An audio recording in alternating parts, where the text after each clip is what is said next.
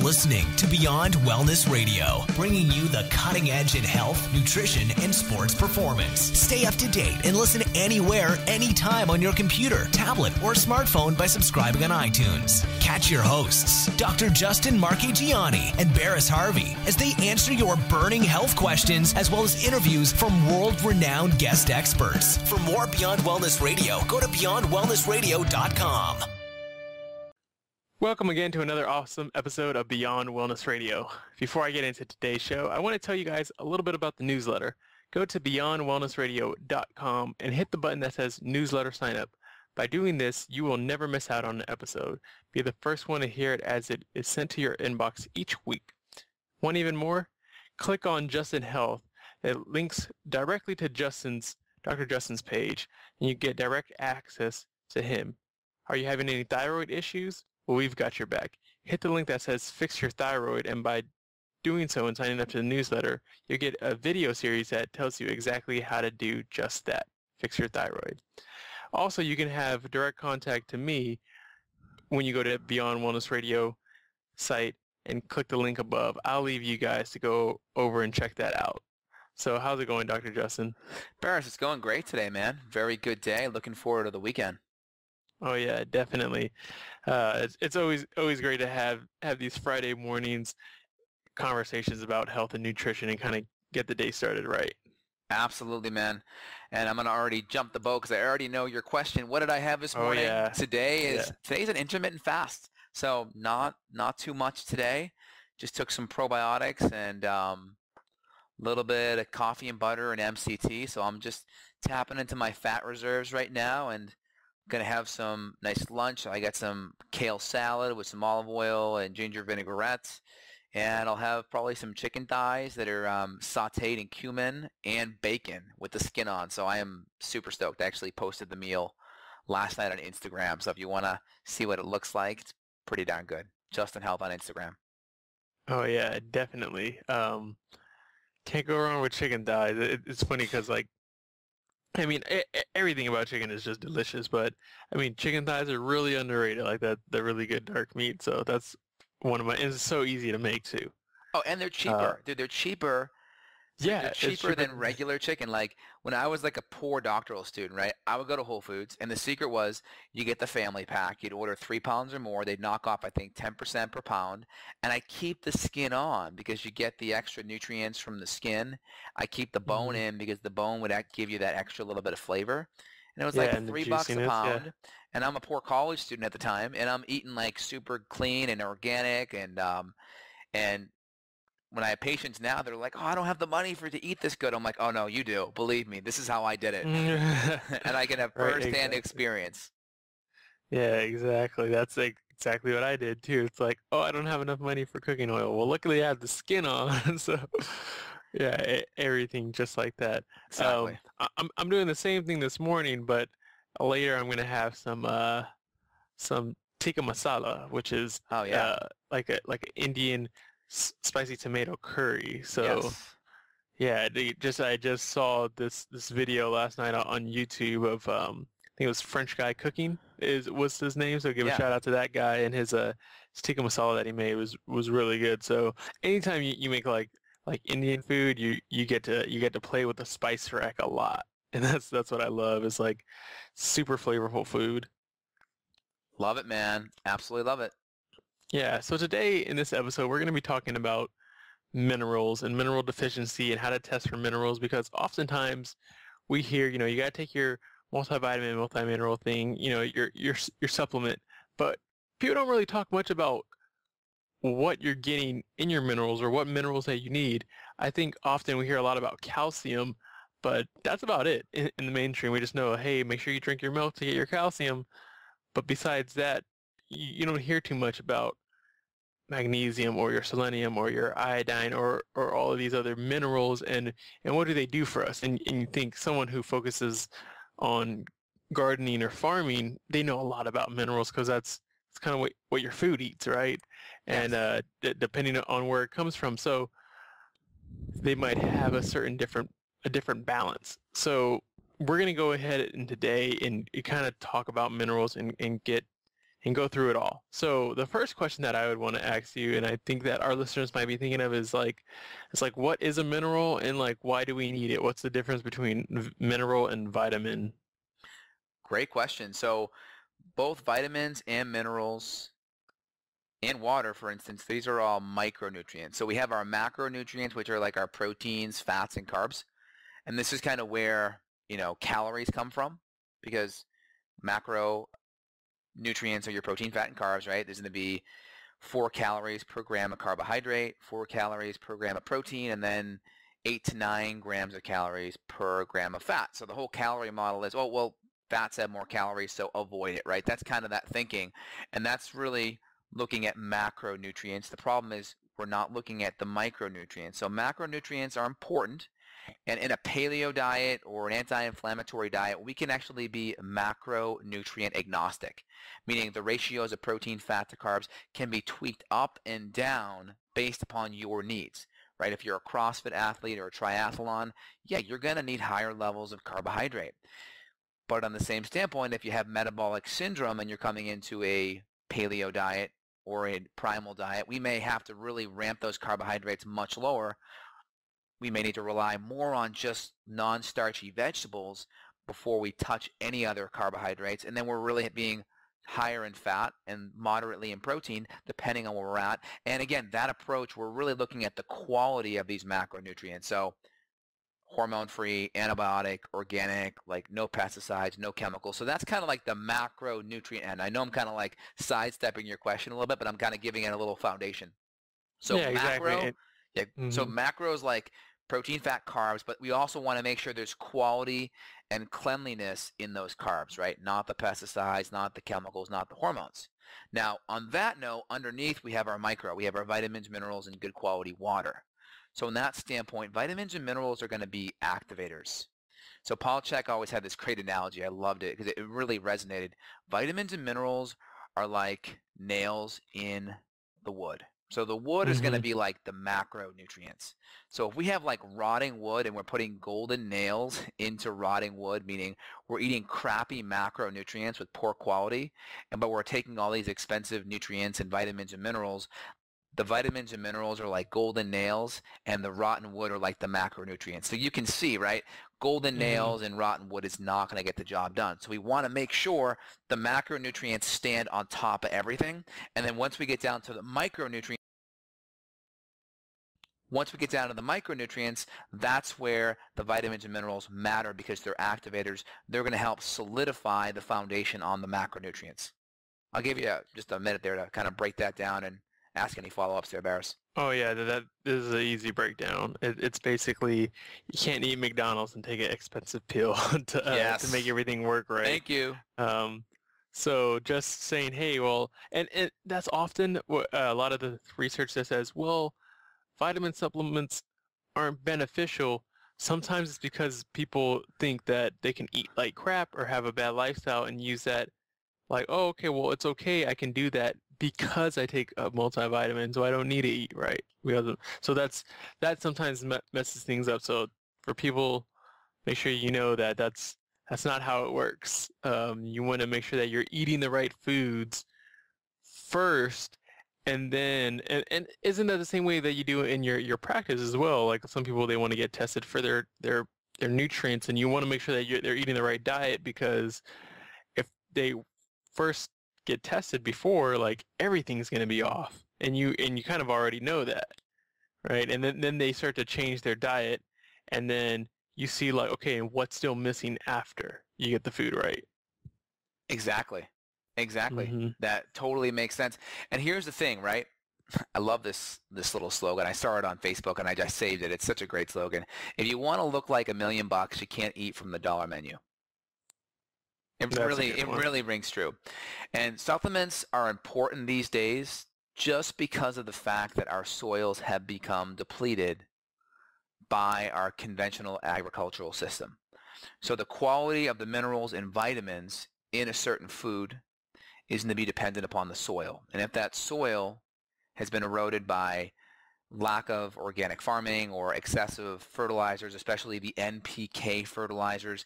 This can disrupt the topsoil. This can disrupt the soil quality itself. And we need healthy soil, healthy minerals, healthy microbiota in the soil for the nutrients to then produce adequate vitamins and minerals in the grass, in the vegetables, right? Which again, meats, the animals, the cows, they're going to eat the grass, right? The chickens are going to eat the bugs, right? So we need healthy vegetation so our animals become nutrient replete as well.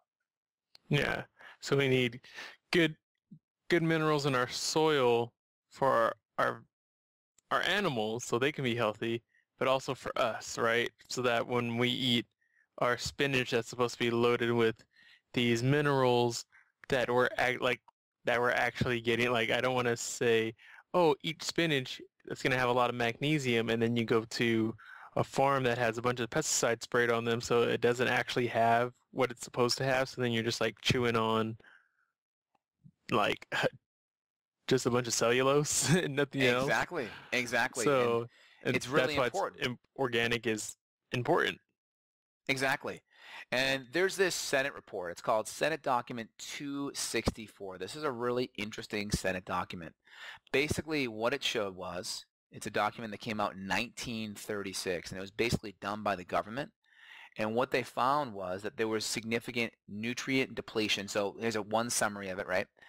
The alarming fact is that foods, fruits, vegetables, and grains are now being raised on millions of acres of land that no longer contain enough certain needed nutrients and are starving us no matter how much we eat of them. And that comes from the U.S. Senate Document 264. So feel free and Google that.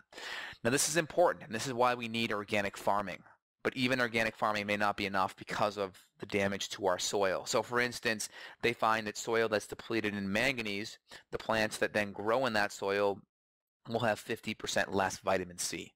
This is important, right? We're talking micronutrients now, vitamins, minerals, that if the soil is disrupted, even if we're eating organic, if that organic food is grown in a depleted soil, that product, that animal, that plant may not have the full spectrum of nutrients that we want. So we want to make sure we're trying to get organic farming standards, because organic farming means that there's no pesticides or chemicals used for 3 years in that soil. There's typically crop rotation where we're not depleting the soil, and then there's idea of like putting certain things back into the soil, whether it's humus or whether it's whatever type of organic farming techniques there are to help replete the soil so the minerals and the topsoil can then be nutrient dense and really help utilize the minerals and feed them to the plants so we have higher vitamins and minerals in our food. So that's always the foundation, is making sure we're eating organic, nutrient dense food. That's first. And then second would be taking high quality, absorbable, nutrient dense or micronutrient dense vitamin and mineral support to kind of fill in the gaps of what we're missing just based on our diet. What would you say would be some of the more common mineral deficiencies? So one of the biggest ones out there is going to be magnesium deficiency. There's a couple reasons why. And this is, you can just go on PubMed and Google magnesium deficiency. This isn't even controversial. Even in the mainstream research, there's studies in the 70s and 80s talking about this stuff. Yeah, and it's still going on. Yeah, it's still going on. Basically, magnesium, one, is used for over 300 different enzymatic systems or processes in the body. So there's a lot of reasons why we need magnesium. That's step one. Step two is if we eat a lot of refined sugar, magnesium is also needed for blood sugar or sugar metabolism. So if we're eating a lot of refined sugar, hey, I mean, have you looked at how our sugar consumption's increased over the last 100 years, right? 1900, 4 pounds per year. Today, 140 pounds per year, right? That's like pretty insane how much we've increased, about 40 times. So that's a lot of extra refined carbohydrate. That's going to cause us to go through our sugar reserves faster. That's one. Number two, we're living more stressed, right? Magnesium is a stress buffer. It's a natural beta blocker. It's there to help relax us and chill us out. Yeah. That's why people use natural calm at night to kind of wind down, right? So magnesium's important to wind down. So if we're stressed out, we're eating a whole bunch of refined sugar, we're automatically going to be setting ourselves up for magnesium deficiency issues.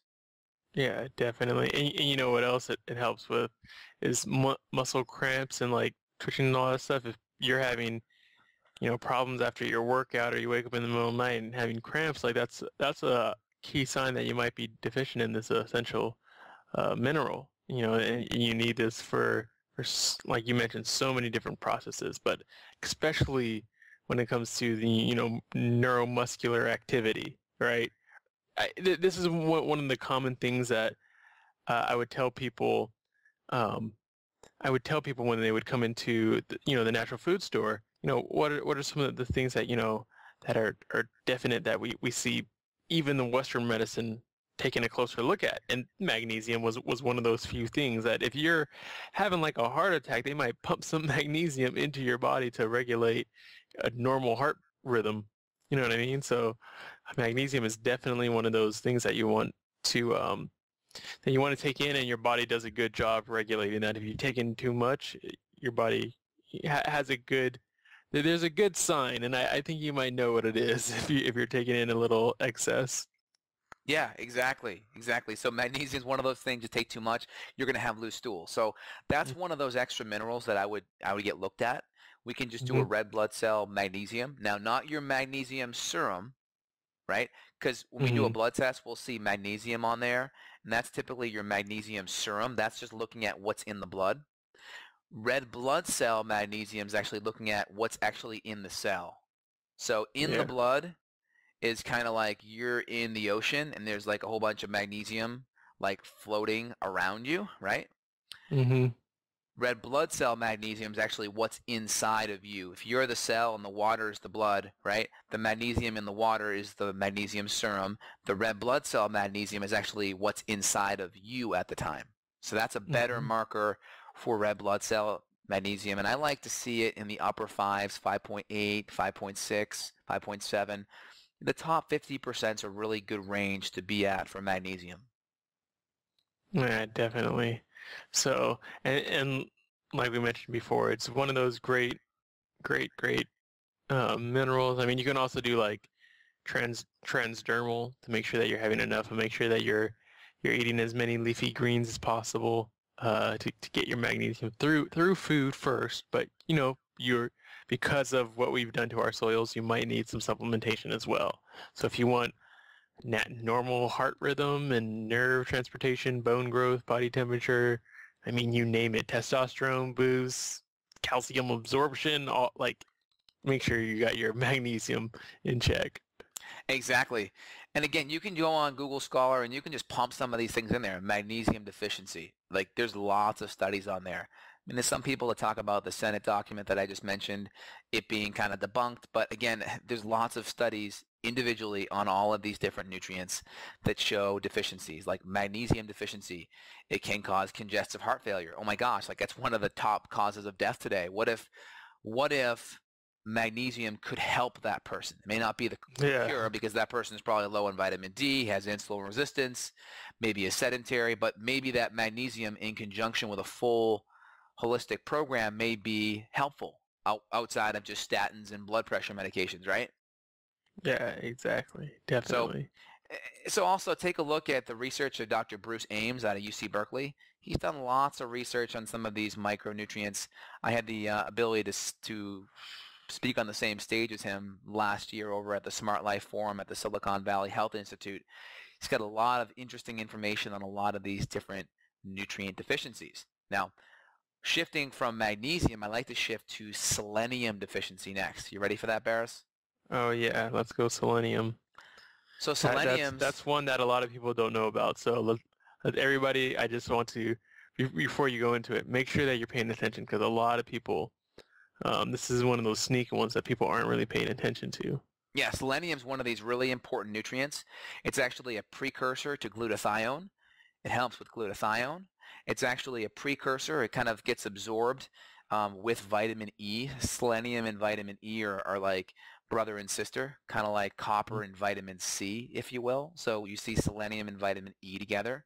Selenium is one of these nutrients that's really important for glutathione and detox, like I mentioned. It's also really important for thyroid hormone health.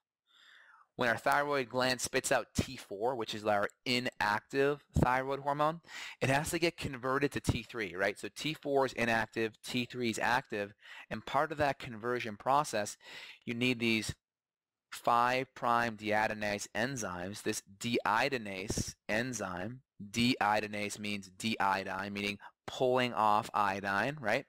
T4 stands for tyrosine with 4 molecules of iodine. T3 stands for tyrosine with 3.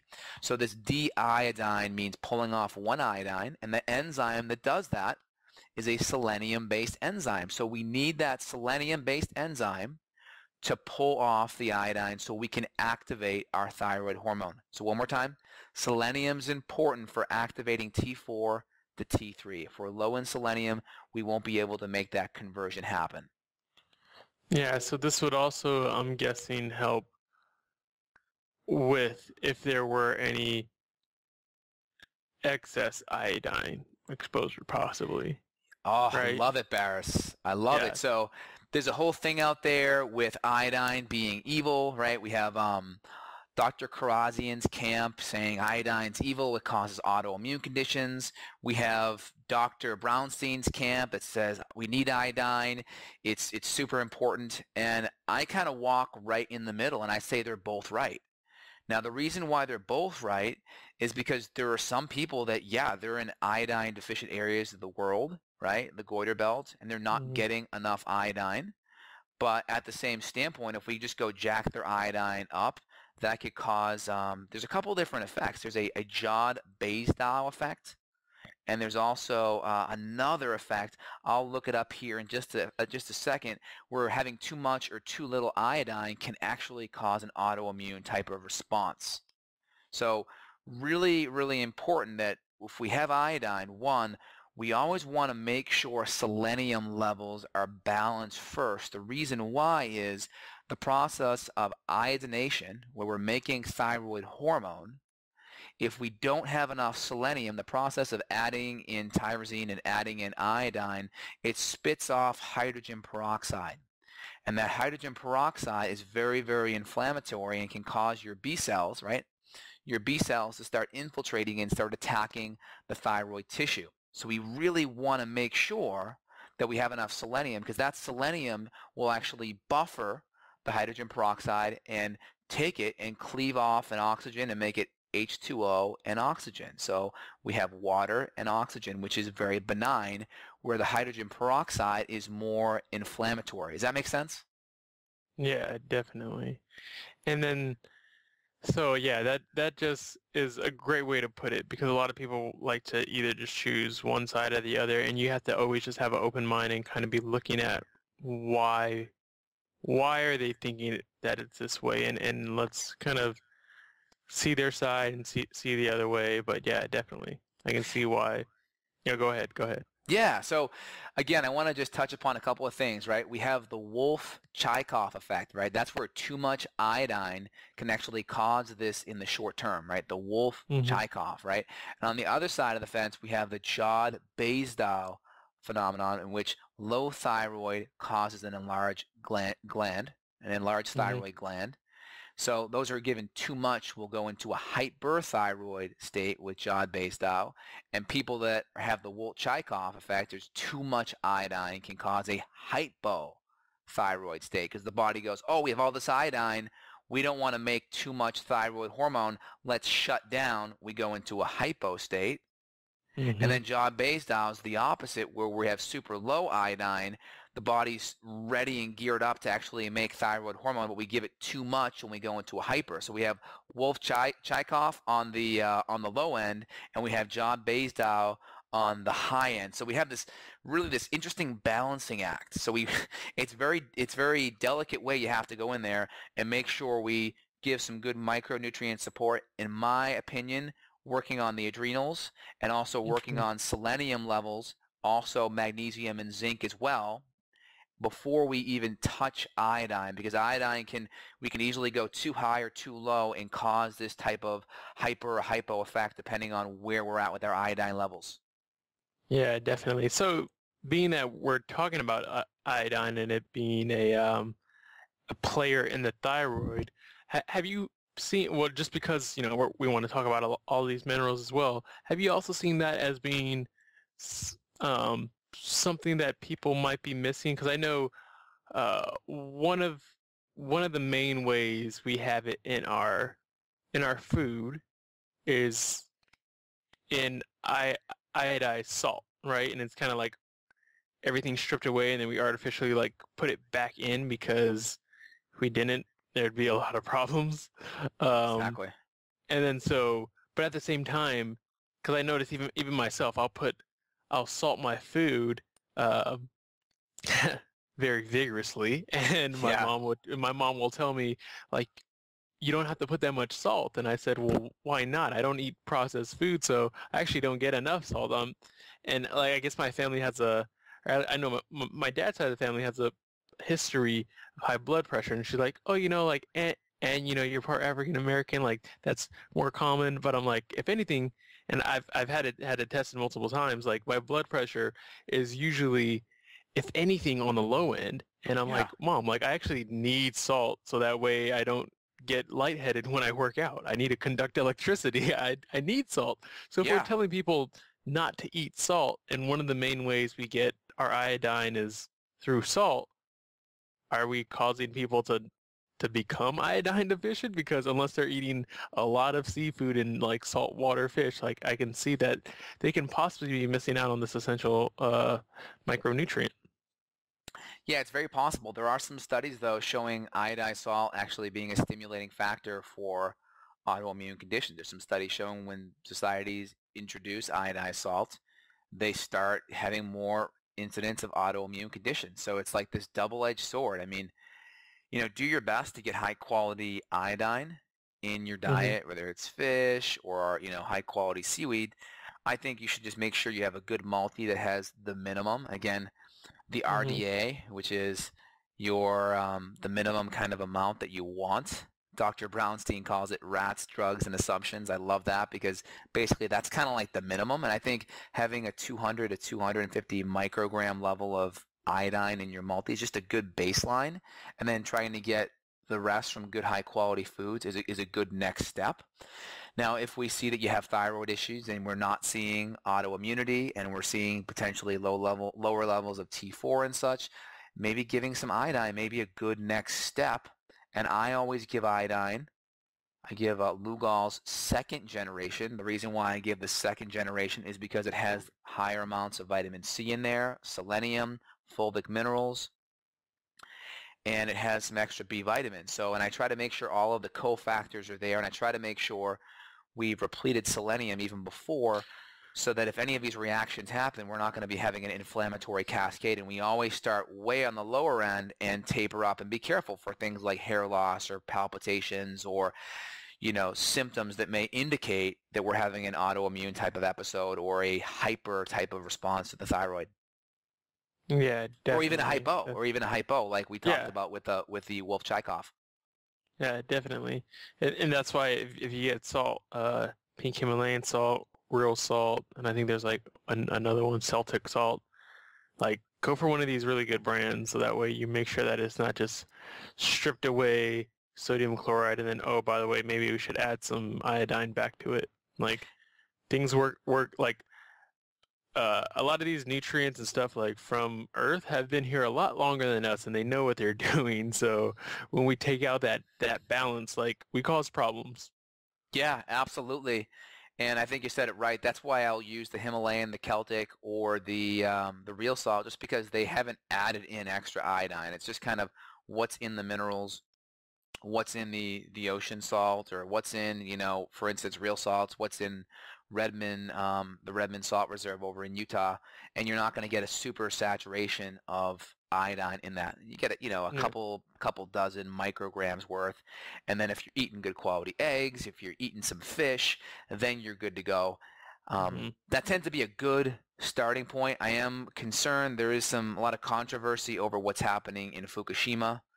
There are people out there that say, hey, it's not really a big deal. But then when you actually study what's really happening, yeah, it's not a big deal because they keep on raising the lower safe limits. So the lower Yeah. safe limits at this level, we go above it. with the radiation, and then they just raise the safe lower limit. Oh, look, it's no longer a problem. It's like, yeah, it's because you got a moving goalpost going there.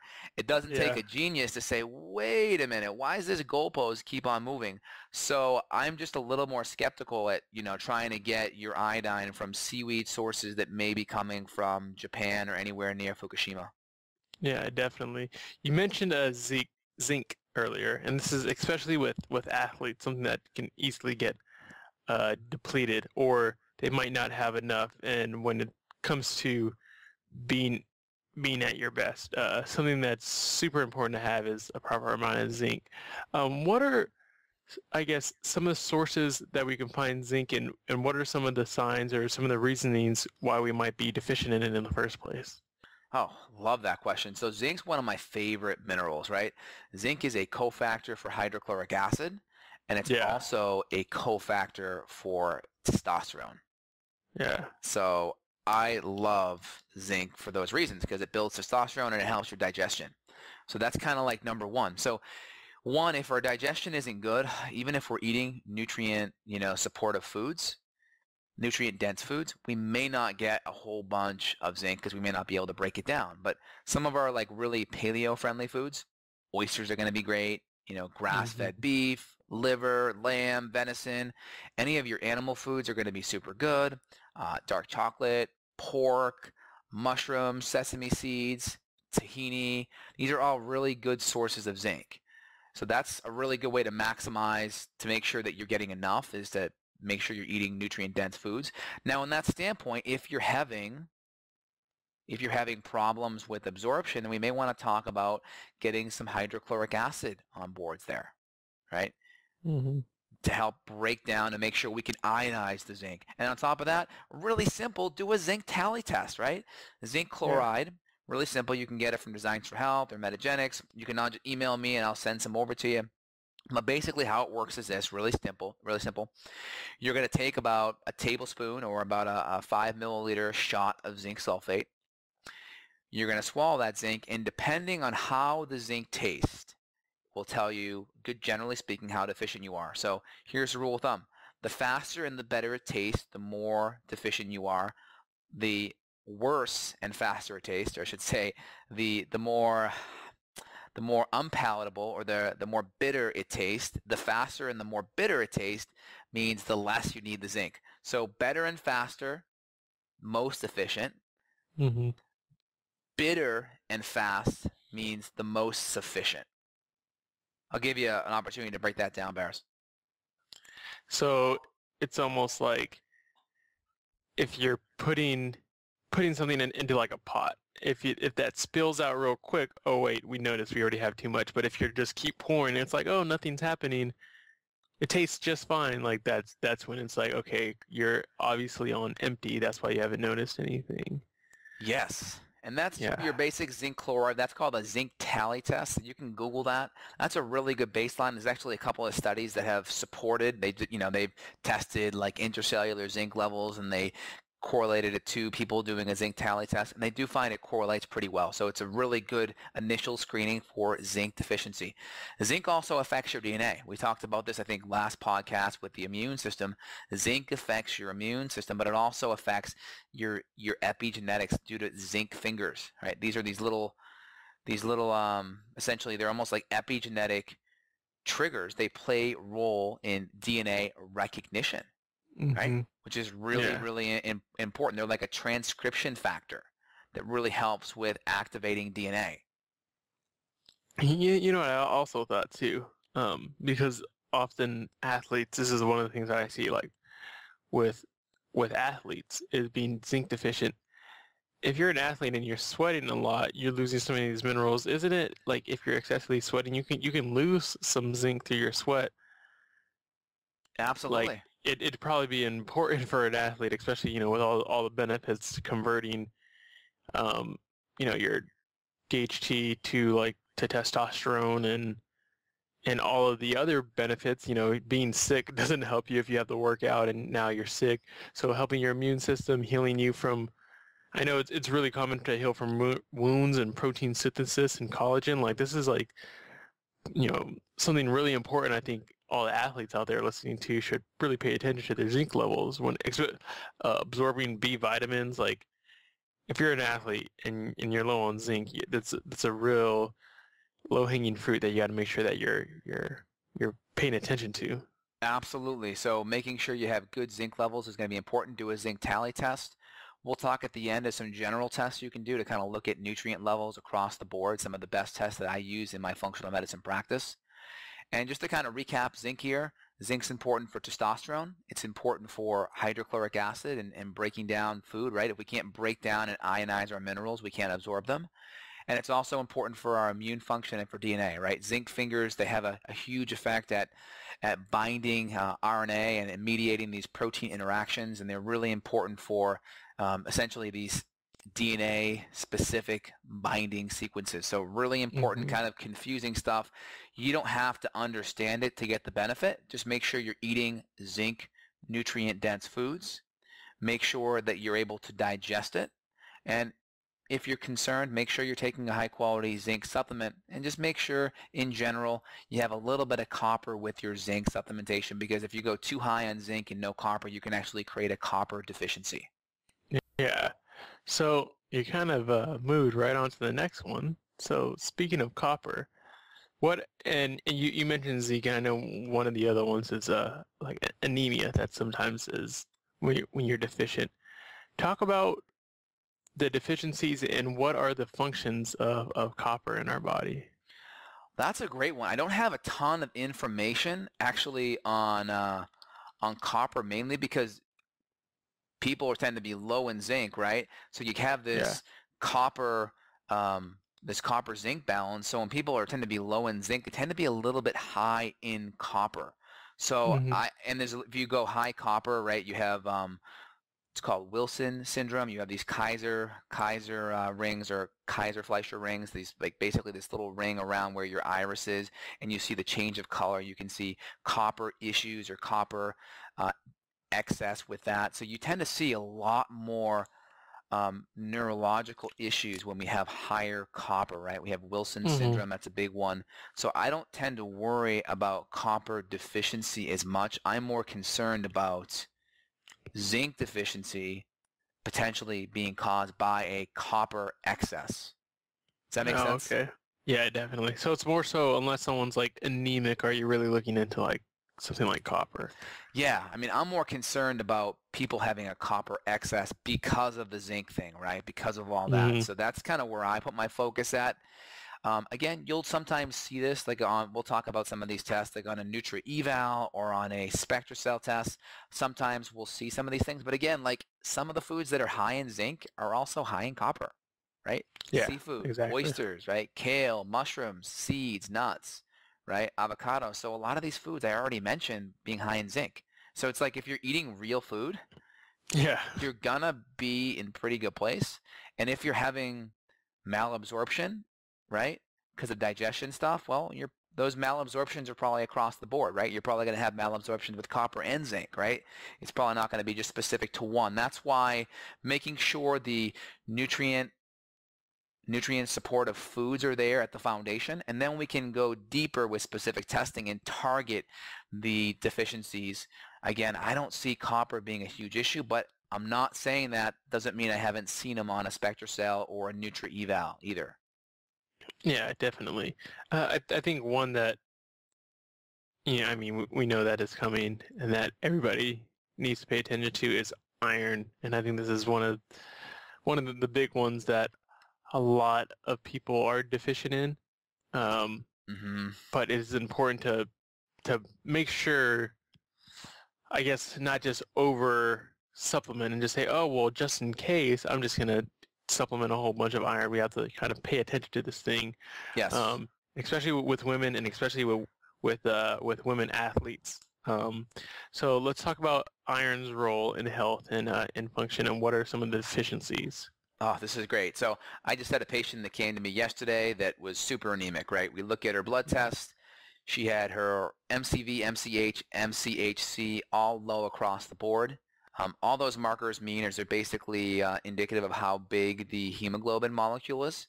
Mm-hmm. And then we looked across the board with low hemoglobin, low hematocrit, and her red blood cells were actually fine. So when we start seeing the size of the hemoglobin and the size of the hematocrit and the size of the, these different blood cell markers drop in size, this is Mm-hmm. indicative of a microcytic anemia, right? The blood cells are getting smaller due to lack of iron. And iron's super important because it carries oxygen, right? Mm-hmm. It's helping to carry oxygen throughout the body. So we need oxygen because cellular metabolism, aerobic metabolism, is oxygen dependent. Go hold your breath, right? You're not going to get too far. Go take a candle, right? Light a candle, put a glass jar over the candle. What happens to the candle? It goes up Goes out. because Mm-hmm. oxygen's needed, right? Yeah. So on that note, you're mainly going to see this problem in women. Why women? Because women have this awesome system called their female hormone system, which creates menstruation, bleeding, right? This is Mm-hmm. their period where they bleed every month. So Mm-hmm. typically on day 27, 28, there's a sudden drop in estrogen and progesterone.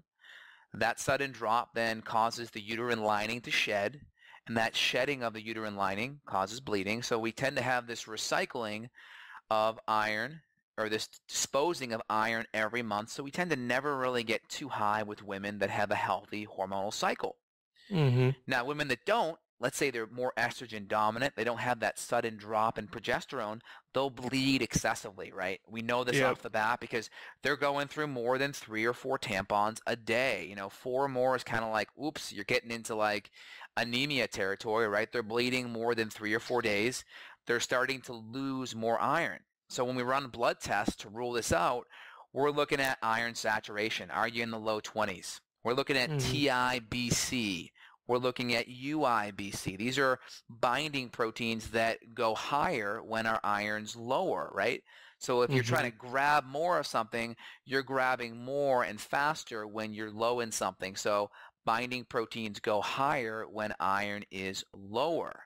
So we'll see these binding proteins start to go high. We will start to see ferritin actually drop beneath 30 or so. Now, like we talked about with magnesium, magnesium serum is not a good way to assess magnesium deficiency. We want red blood cell magnesium.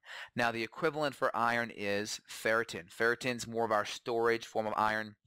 That's the marker we want to look at along with iron saturation, along with low or higher levels of TIBC and UIBC. So we want to look at all of those, and then we'll even look down the list at RBC, hematocrit, hemoglobin, MCV, MCH, MCHC. We'll start to see these drop, but again, we're not going to see them all drop, right? We have our pathological anemia where it's like, whoa, like you are really bad, your iron's super low, like we got to give you a blood transfusion, to the, hey, Mm-hmm. your iron's really low, take this iron supplement, to the, hey, your iron's starting to get low. And where functional medicine comes in, we can really start to see when you're starting to get low and or when you're starting to need supplementation to fix that. Yeah, exactly. Now, giving an iron supplementation is palliative. It will never fix the underlying issue because if it's a hormonal issue, we have to fix the hormones. Mm-hmm. If it's a fibroid issue and the fibroid's stealing all of the iron, well, we got to work on the fibroid. If it's a low hydrochloric acid thing and we're not breaking down the hydrochloric acid, or we have a leaky gut and infection and we're not absorbing it, we got to fix that. So it's never, for the most part, unless you're a vegan vegetarian and you're not eating much iron, it's Mm-hmm. never going to be fully fixed or addressed with a supplement. The underlying hormones, the underlying fibroid, the underlying low hydrochloric acid, the underlying malabsorption due to an infection, those all have to be fixed individually to get to the root cause.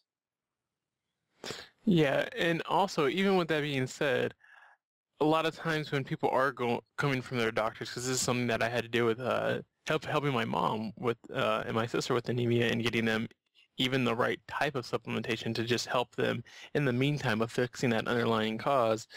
They're usually given a form of iron that's in their Ferrous supplementation sulfate. that's Awful. ferrous sulfate, which is like not like that absorbable, and people know because guess what? Like if you're having diarrhea or constipation or nausea or vomiting, like that's your body saying like, this isn't working.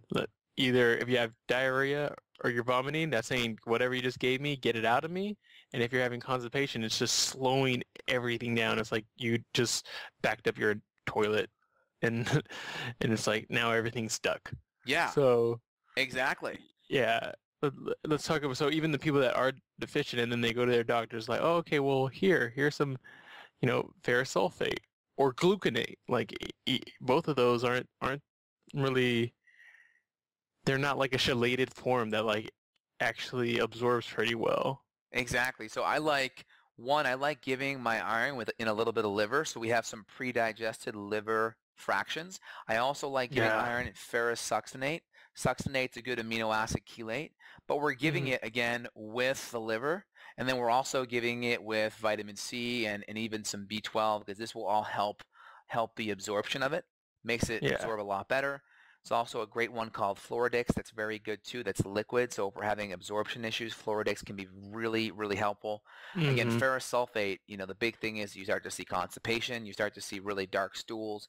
It's not a real highly absorbable iron. So getting a good one is going to be important to start. And just note, again, non-heme iron sources, non-heme meaning getting iron from plant-based sources does not have a really good impact on your iron levels. I mean, people will say get it from spinach, right? It's a non-heme source, not the best. Much better doing grass-fed meat, much better off doing liver. Liver is your ultimate. These are better sources. Animal products are going to have much higher levels, much more nutrient-dense levels of iron. Yeah, definitely. And make sure, because you said the Floridix, I know they have two different kinds. They have one that is like yeast free and doesn't have any gluten. So make sure you keep your eyes out for that one. I think it's like a lighter box or something, but it should say yeast and gluten free on your box if you're Yeah, gonna go for that one. yeah, that's a good one. I actually use Energizing Iron by Integrative Therapeutics. I carry them on my site. The only issue with them, they have a little bit of soy in there, which Hmm. I'm not a fan of, but they have, in my opinion, the best product because you have a little bit of eleuthero. Eleuthero is an adaptogenic herb, but it's also natural iron in eleuthero, which is great. They have the Hmm. liver, they have the vitamin C, they have some of the B12 in there. So a lot of the cofactors, and it's non-GMO soy, and it's a small amount. So it tends to be worth it. So I have that on my site. If anyone wants to take a look at that, feel free and check it out. Yeah, definitely. Um, and then so another one that I wanted to mention briefly was potassium, and this is Mm, something that I think maybe it's because of the we talk about magnesium a lot and the different things about, the muscle contractions and the nerve impulses, and we have to understand that potassium is another one of those things that has that interplay with it. I mean, if you think about it, the way that our cells work, it works through this, kind of sodium potassium like ion chain. So yeah. talk a little bit about potassium and its roles. So potassium is like a really important electrolyte, and we have like our Hmm. electrolytes are like magnesium, potassium, sodium, calcium. They really help conduct like the nerves, right? They help conduct action potential in the body. Without them, right, we have hyponatremia. This is what happens when we drink too much water come marathon time, right? There's always someone every year that drinks too much and dies because they don't have enough of the minerals, right, the activators in our body. So Hmm. if we drink too much water, we can dilute them, and then we're not going to be able to help, conduct nerves as well. And this is important because nerves and muscles and the heart, that's a muscle, right? The lungs are a muscle, so we need them to be super healthy. So we'll Hmm. see hypokalemia, right? We'll start to see weakness, right? We can start to see heart issues. Again, the big thing is we want to make sure that we have enough of these electrolytes. So one of the first things we can see is cramping. So if we're sweating, if we're having maybe diarrhea, excessive sweating, we're getting dehydrated, maybe we have an eating disorder, maybe we're taking too many laxatives, or we're just eating super poor diet, we can start to have lower potassium, right? Palpitation, constipation, fainting.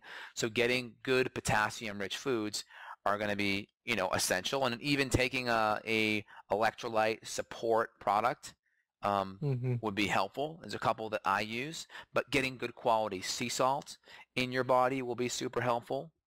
Hmm. Again, like a lot of our potassium-rich foods are going to be like leafy greens, even white potatoes. Squash is super good. Fish, salmon, avocados, mushrooms. You can even do a little bit of banana. It's high in sugar, but these are great ways to get good levels if you're low. I have an electrolyte synergy product that has all of the electrolytes in there without all the sugar and dyes and crap like you get in Gatorade. That can be Hmm. helpful. Just making sure you salt your water with a good quality sea salt that will have some sodium and potassium in there is a really great way to make sure you have enough too. Yeah, it's funny how that works, right? Like people would drink like so much water, and it if it doesn't really get to the cells, like it doesn't matter at the end of the day. Yeah, But if you just sprinkle a little bit of high quality salt, and sometimes I tell people, and they're like, "Ew, that's not." I'm like, "You can't really taste it." Um, yeah, but like if you put salt in the water, it it'll be good. Trust me, it'll be good for you. And that's what I do when I go for a sauna session. I just put a little bit of salt in my water because I know that I'm not just losing water from the sweat, but there's also like sweat is salty. I'm losing electrolytes as well. exactly. So having good potassium, making sure you have a good potassium in your supplement. Again, there's a couple of things you can do if you're seeing your urine in the morning is too acidic. It's in the lower sixes, 6.5. On a pH strip, first morning urination, you Mhm. can supplement with potassium and magnesium together. These are, bicarbonate But alkaline hmm sources that can help alkalize the urine. Again, I'm not a huge fan of this. I've been taught this in my functional medicine education. It can be very helpful with people that are chronically ill is just making sure you're doing all the diet stuff. Take your first morning urination, see if your hmm urine's on the lower end, right, the low sixes, and try to get it to the upper sixes, low sevens by taking a potassium, magnesium, bicarbonate, glycinate support before bed. That can be helpful. I don't think it's getting at the root issue, but I've heard some anecdotal evidence that people do see a benefit with some of the supplementation before bed. Yeah, definitely. Is there any specific ones that you Moss want to talk about? Nutrition, yeah, Moss Nutrition makes a potassium magnesium bicarbonate product that's really, really good. Dr. Moss formulated it himself. You go to mossnutrition.com, you can find that one. Oh yeah, I've heard about that before. You said Moss Nutrition, right? Exactly. Yeah, definitely. Are there any other um, nutrients that you wanted to mention? Well, Micronutrients. we have things like calcium, for instance, and Well, I that's a think big one. calcium Yeah. is, yeah, I think it's one of these overrated nutrients because we need vitamin K with calcium to have calcium go into the bone. We need healthy Hmm. vitamin K, so getting healthy fats in our diet, eating healthy grass-fed butter, getting these nutrients up are going to help calcium work better. So, I mean, calcium is one of these things. We're worried about bones, but half our bones are made from proteins. We got to have adequate protein levels. And we got Hmm. 12 other minerals in our bone outside of just calcium. So we want to have a spectrum of minerals. So really making sure you're eating nutrient-dense foods. Like if you look on the healthy mineral list, right? The foods Yeah. that you see come up time and time again for minerals are dark leafy greens. You see Yeah. squashes over and over again. You see avocado, you see fish, right? You see mushrooms, you see grass-fed meat, you see liver, you see oysters. So it's like, hello, just make sure you're getting some of these foods in your Yeah. diet on a daily basis, if not weekly basis. Yeah. I mean, the Definitely. Like, greens should be every day. The fish should be a couple times a week. The squashes and sweet potato, a couple times a week, depending on your blood sugar and such. yeah, like kale, mustard greens, and Yeah. like what else? Avocados. These are not that hard to get in. And if you have a blender, just like blend it. Just do something. Like it's not. Yeah. Yeah, Like just you get them mentioned, in. you see these foods come up over and over and over again. Probably a good idea that you should include them into your diet. Absolutely. And I think it's good to have a good quality multi in your support product, in Hmm. your kind of regimen. Just it's going to give you a baseline of certain nutrients. I call it my insurance policy, right? Hmm. I'm trying to eat nutrient dense foods, but we know based upon our soils that they just aren't the way they used to be 100 years ago. An apple 100 years ago isn't the same apple today, nutrient wise. So having a good quality supplement is my insurance policy. Using it from high quality brands like whether it's Thorne or Douglas or Designs for Health or Pure Encapsulations, I'm actually in the process of formulating my own kind. Basically, these companies are going to have the highest quality, the highest cleanliness. They're independently tested, third-party tested. They're going to be chelated. I mean, they're going to be bound to other amino acids that are going to be highly absorbable. They're going to make sure they break down in water so you're able to absorb them. You want to make sure you're getting a high-quality supplement that meets your needs, that you're going to be able to break down and absorb, assimilate, and utilize. Yeah, definitely feel the same way. Yeah, so that was a lot of great information.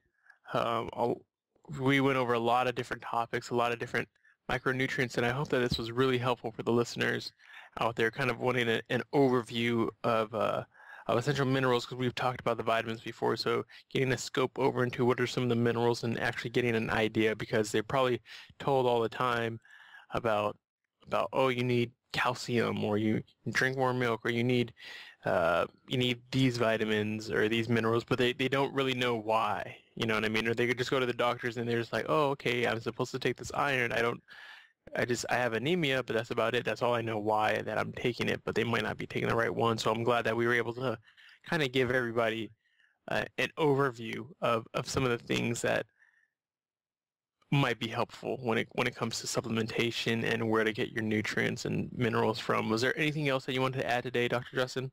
Well, just on one thing on the calcium, right? One of the best things for calcium, I'm not even talking about dairy. If you can handle raw dairy, that's great. But Mm-hmm. again, salmon, right? 1/2 can of salmon, eat the bones, you're getting, 25% of your daily calcium. You get Sardines, right? bones. Sardines, Yeah. bok choy, kale. Like, we're not even talking about like the milk mustache drinking your skim milk, right? We're talking about things that aren't even, dairy based. So if you're dairy sensitive, if you're like, oh, these paleo diets, they cut out milk, they cut out grains, where am I going to get my extra minerals? It's like, well, right there, right there. There's lots of nutrient density in these paleo foods. So start with there. And then on that note, if you're thinking like, all right, great, I'm eating good, I'm paleo, what's next? All right, well, one, you can make sure you're absorbing them, making sure your tummy is infection-free. That's number one. But number two, I recommend some micronutrient testing. There's 3 tests that I recommend off the bat. Again, depending on Mm-hmm. where you're at, I may recommend one for each person that may be different.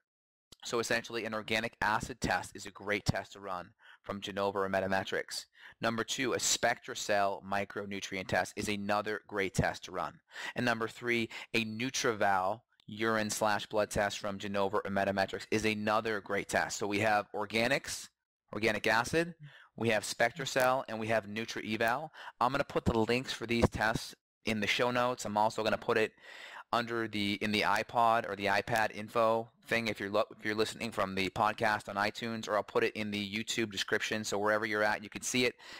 Click on the link and that'll bring you right to my store where you can actually get these tests, so you can actually see where you're at if you want to dig deeper. Just want an option for people that, all right, they're already doing good, but now what's next? This is the next step, if you will. Yeah, definitely. Well, sounds good, Dr. Justin. Again, for all the listeners, make sure that you go to beyondwellnessradio.com. This will allow you to get the first information. You'll be the first one, so make sure that you go to the sign-up page and sign up for our newsletter. We really appreciate the activity lately. We've been getting a lot more downloads. We're almost to 500,000 lifetime downloads, so Wow. that's really amazing. It makes us happy. We know that we're doing our thing and that we're giving the information that you guys want to hear. So again, make sure that you continue with the feedback. iTunes rating, we really appreciate it. We've been getting some more iTunes ratings, and we really appreciate that as well. So if you guys have any questions, make sure you go to beyondwellnessradio.com/questions, and you can tell us what you like, tell us what you like, tell us what you don't like, and really and become a part of this. You can add in exactly what you want to hear, because I know we see the numbers, they keep going up, so we know that more people are listening, but don't be shy. Go ahead and reach out to us and let us know exactly what do you want to hear. Awesome, Barris. Yeah, we're going to be at 1 million downloads in June. That's our run rate. I just ask everyone that's listening, this is your show. Barris and I are here to research and bring cutting-edge information for you. So we ask, if you like this show, just share it with one person that you know they could benefit from. And please give us feedback. We want your feedback. Feedback is the breakfast of champions. We want to provide better information for everyone listening. Yeah. So thank you guys so much. And for next time, you guys have a good one. Thanks, Bears. Thank you. Got a question for Dr. J? Go to beyondwellnessradio.com/question. Then tune in to hear the answer. Also, if you like the show, review us on iTunes. For more Beyond Wellness Radio, go to beyondwellnessradio.com.